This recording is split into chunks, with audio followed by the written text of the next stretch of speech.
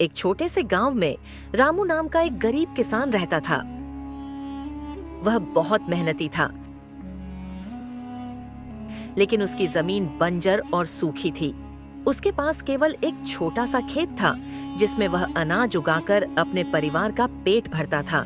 गांव के लोग अक्सर उसका मजाक उड़ाते थे, क्योंकि उसकी फसल हमेशा दूसरों से कम होती थी। लेकिन रामू हार नहीं मानता था।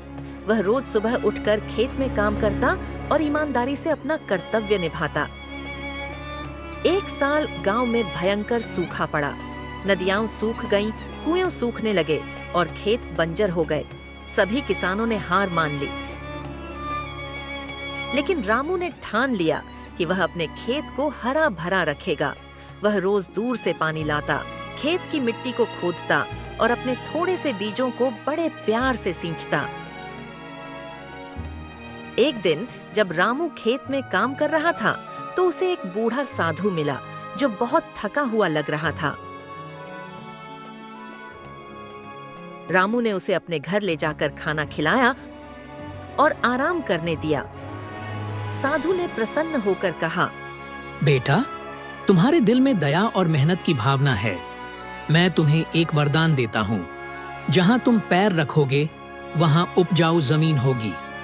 अगले दिन जब रामू खेत गया, तो उसने देखा कि उसकी बंजर जमीन हरी भरी हो गई है। उसके खेत में सुनहरी फसल लहलहा रही थी। यह देखकर गांव वाले हैरान रह गए। जल्द ही रामू की मेहनत और ईमानदारी की चर्चा पूरे गांव में फैल गई।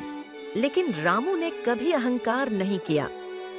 उसने अपनी फसल का एक हिस्सा गरीबों में बांट दिया और सभी को सिखाया कि मेहनत और ईमानदारी कभी व्यर्थ नहीं जाती। शिक्षा कि मेहनत और लगन से हर मुश्किल को हराया जा सकता है।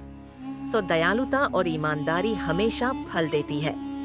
अहंकार न करें, क्योंकि सच्ची कामयाबी वही है जो दूसरों के काम आए।